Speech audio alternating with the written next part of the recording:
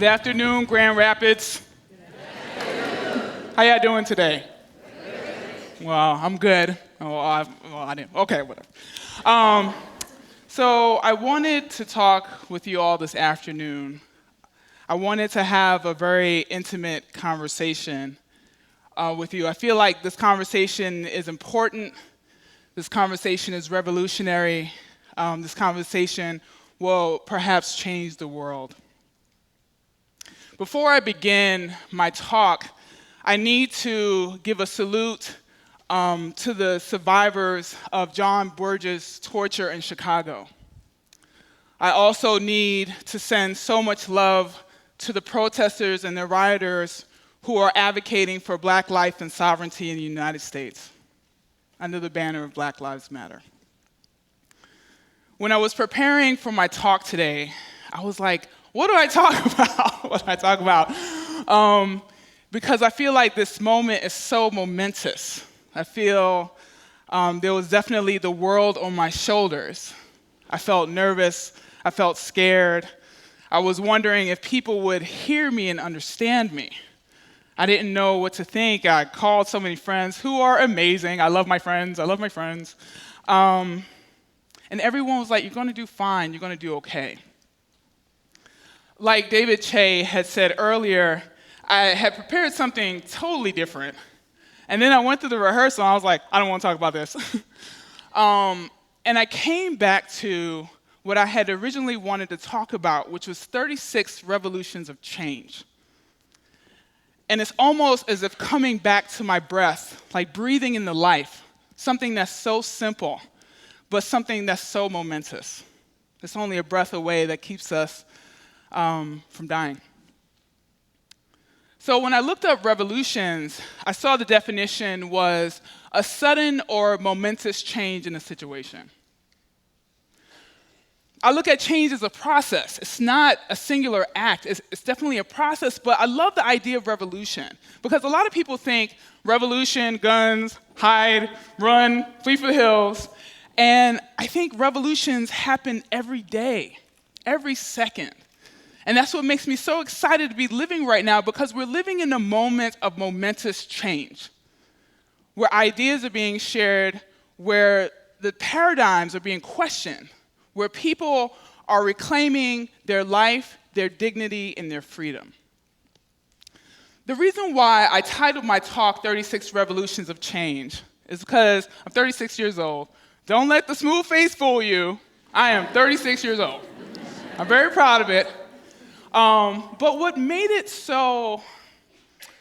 what heartened me about turning 36 is that this is the same year that my mom gave birth to me. I'm 36, my mother is 72.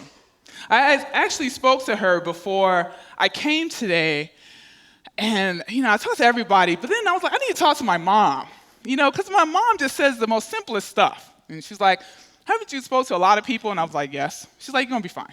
And I was like, okay, all right, Mom, thank you. And so I was talking to her, and I realized how much I love her. Like, me and my mom have been through so much. We've witnessed each other through so much growth, and our relationship has changed in so many ways. And she was the first person who I looked to for lessons on how to be a human being, how to have friends, how to be a good citizen. And I sort of see this year as pivotal because for 36 years, my mom ushered me. She walked with me. She talked with me. And now, as she is 72 years old, I am talking with her, and I'm walking with her into the twilight years of her life. That makes me feel really sad. Because she means so much to me. And she taught me the most valuable lessons, and one of which was body autonomy. She taught me that my body belongs to me. She taught me about bodily integrity. My mom is she is such an amazing woman. She's such an amazing woman. She had 3 children born with AIS. It stands for androgen insensitivity syndrome. It's an intersex trait. I think it occurs in 1 in 20,000 people. Intersex traits occur in 1 to 1,500 and 1 to 2,000 live births. She had 3 children with AIS, 3 children. And when she gave birth to me, she thought to herself, she's like, I finally beat this. Because she thought that if she could have another child who didn't have AIS, she thought she would be victorious. But it actually was a blessing in disguise. So androgen sensitivity syndrome affects XY fetuses and their responsiveness to testosterone. So when I was born with undescended testes and a small phallus. But because of how the medical community treats intersex children, I was assigned female because whoever was viewing my genitals at the time didn't think that I could be raised as male. I was assigned female and I was brought home.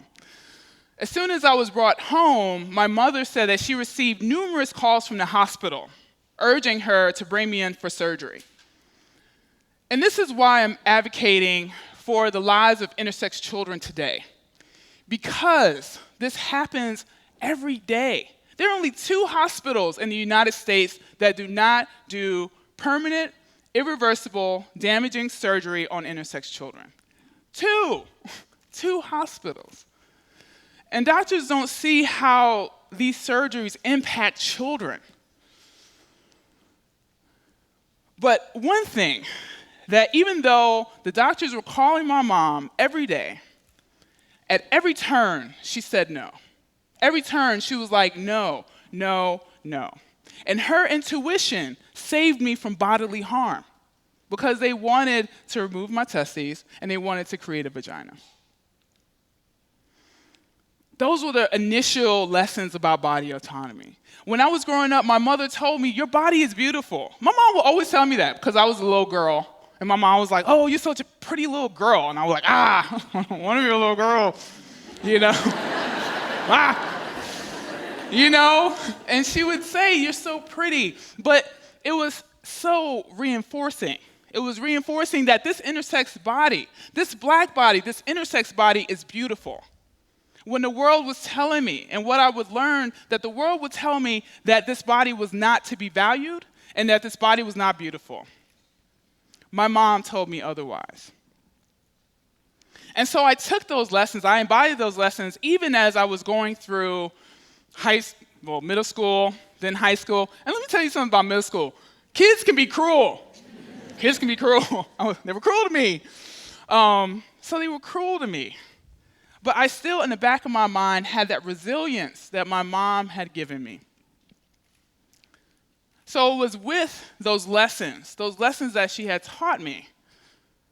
I took those lessons, even though my testes were removed at the age of 13, even though I was put on estrogen and Provera, even though I had received psychosocial support from psychiatrists who wanted to reaffirm my gender identity as female, I continued to resist. I continued to resist because that is what I've always known. I'm a rebel, I'll say it. I'm a rebel. And so when I left home at the age of 18, I stopped taking estrogen. When I was going abroad, well, even before I went abroad, I dressed how I wanted to dress because I went to an all-girls Catholic high school. I wore a kilt every day. Even when it was cold, I wore a kilt. In New York City, in the cold, that's the worst. So I was still resisting. So when I was 25, I decided that I did not want to live as female anymore. I started taking testosterone, and even though I didn't know what testosterone would do for me, it felt good because I started to accept my gender as male. And I have a good friend, her name is Suji Tamar Mattis, and she says that you have to put people in the hormonal environment in which they feel comfortable. And I couldn't agree more. I had a mastectomy at, I think I was 26 or 27. And I decided to live the life that I always wanted to live. And this is what I consider to be body autonomy.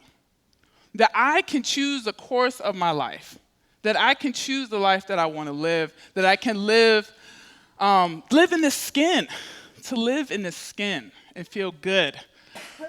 So with that, there's been a lot of discourse lately about intersex people. I think, who in here has read Middlesex? Man, y'all need to read it more. There should be more hands going up. It's a great book. It's by Jeffrey Eugenides, and I read it, and I was so triggered. It brought up a lot of stuff for me. But what was probably even more powerful was that this was written by someone who was not intersex.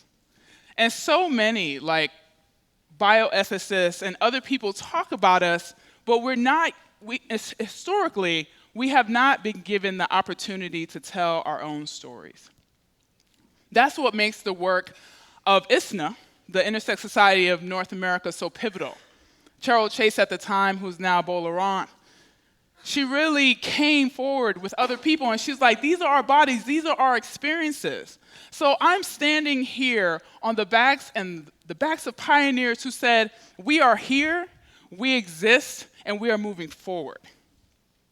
I'm standing on the backs of not only those of my African-American ancestry, but I'm standing on the backs of such people as Hida Valoria, Mauro Cabral, and Tamar Mattis, who's not intersex, but who is an amazing advocate, Suji Tamar Mattis, Pigeon Pagonis, Jim Ambrose. I'm standing on the backs of those people who have put their lives on the line to say that we are valuable, our lives have meaning.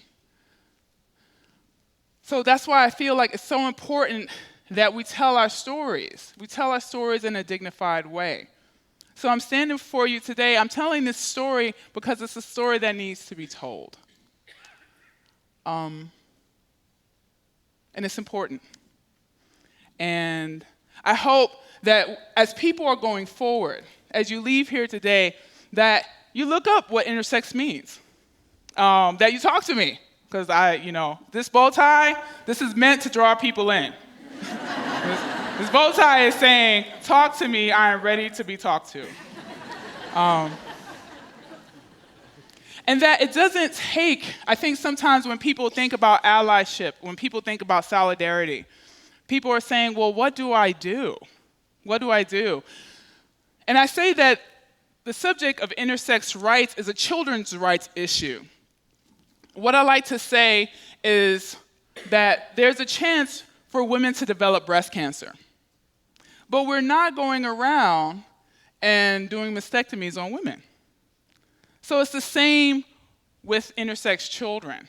Just because there's a potential for cancer or any other excuses that are made up, that doesn't give people the right to sterilize intersex children.